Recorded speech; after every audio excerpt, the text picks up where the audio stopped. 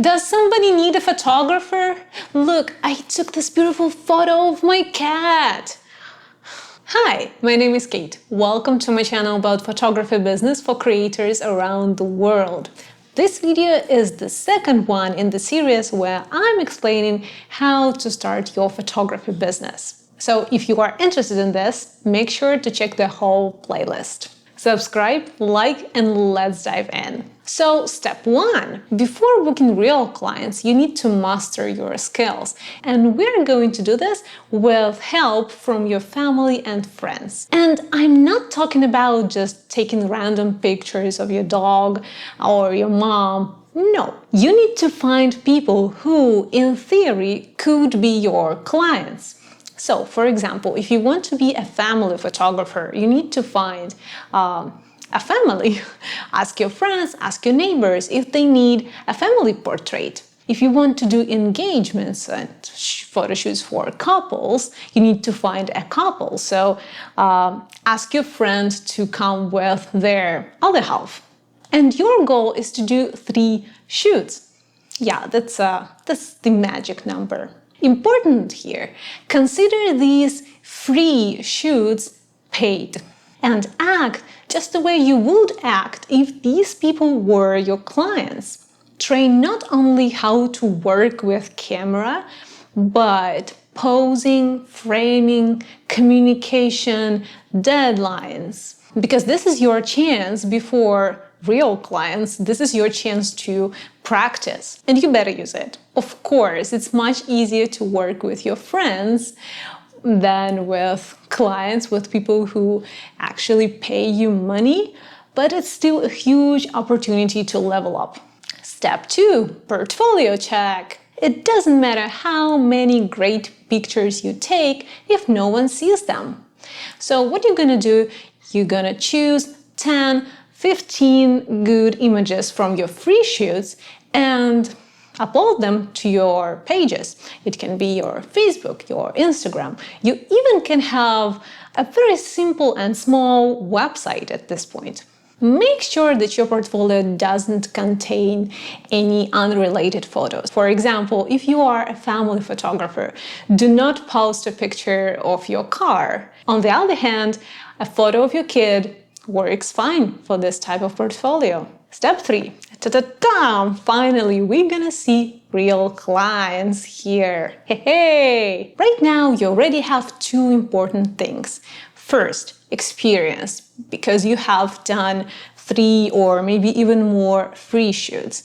And second is your work. You show your work to the world. And there are a lot of ways where to go from this point, but in my opinion, the most simple and easy one is mini sessions. Mini sessions are short and affordable sessions that help you find clients in the very beginning, and they benefit your clients very much.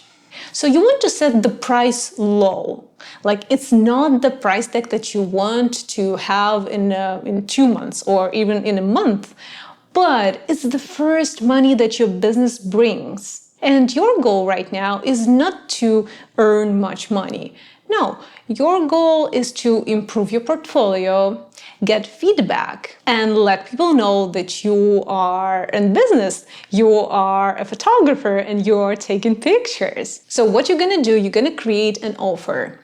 You can use Photoshop or Canva or any other app that allows you to put text on a photo. So you take a good photo, choose the best one, and you're gonna put text with your offer right on this photo. And you're gonna post this offer on Facebook groups. You can find a lot of buy and sell groups on Facebook. They are free, they are usually public. Even if they're private, it's very simple to join the group. And you can post such things there. You also can post your offer on Instagram, on your page, and ask your family and friends to share it on their stories. And do not spend any money on ads here, okay? Just use the free tools instead. Facebook, Instagram works just fine. But hold on for a sec. I want to tell you a few rules for mini sessions. So when creating the offer for mini sessions, make sure to include the following. First, limitation on offer.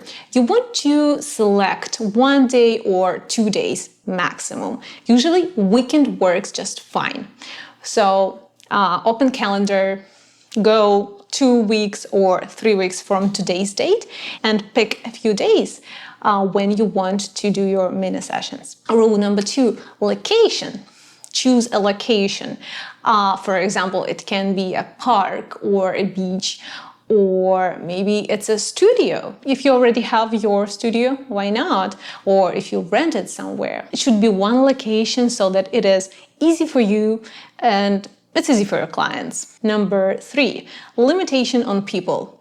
How many people does the price include? If you don't set this limitation, you might find yourself in a situation when you see a family of 10 showed up and want to pay you $50 for a shoot. And we don't want to do that, right? So set limitations. If you want to do the mini sessions only for couples, then indicate that. Number 4, what will your clients get?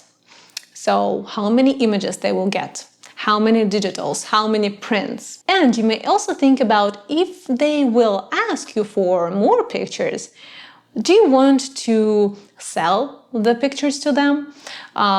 If yes, then how much do you want to get per picture? Just think about it, okay? And if you want to include prints, indicate that, indicate the size of prints. And again, if you include like 4x6 prints, be ready that your client will ask you, hey, can we get like 8x10, like a bigger print? How much? How much? And you need to be ready to tell the price right away, right? You don't want to do like, I don't know. So think about it. And finally, number 5, limitation on time.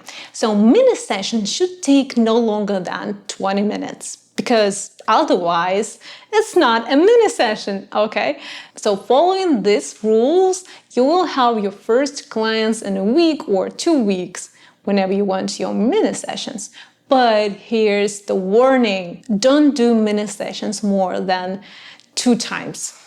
If you really want 3 times. Otherwise, you'll be known as a cheap photographer who's doing mini sessions. And you don't want to be known like that. But I can understand that because when you are just starting and you see and you feel the first money in your hands and you may think like, oh my gosh, these mini sessions are gold mine. I will do mini sessions all my life. But stop here. Remember that the price that you set for the mini sessions is really low and you don't want to work for this price tag. Even if right now you think like, oh, that's okay, that's totally okay for me. No, you deserve better. And you don't want to be treated like a cheap photographer. The main goal is to let the world know that you exist, that you are taking bookings. And also the feedback.